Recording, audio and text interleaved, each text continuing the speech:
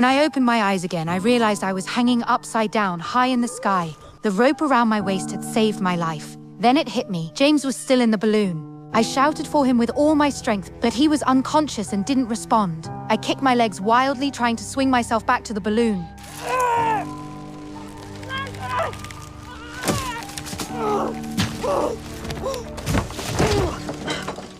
But the danger was far from over. He needed to wake up fast. We were now at an altitude of about 13,000 meters. The balloon's outer shell was covered in thick ice and snow. The vent valve was frozen solid and wouldn't open. The only way was to climb to the top and open it by hand. I tied the rope tightly around my waist so I wouldn't fall. Then I began to climb up.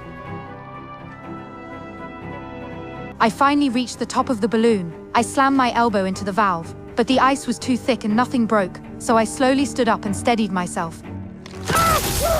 Thankfully, the valve finally loosened and opened. The balloon began to descend slowly. Then I noticed the snowflakes around me were suspended in mid-air. That was when I realized we were falling faster than the snow. It meant we were in a free fall. James and I started tossing everything overboard. Anything with weight went down. But the speed of the fall didn't slow at all. James stared at the basket beneath our feet and suddenly had an idea. He told me to climb up to the metal ring above. Then he pulled out a knife. We need to lose the basket!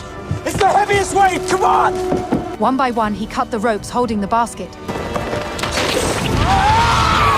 Even without the basket, the balloon was still dropping fast. It's not enough!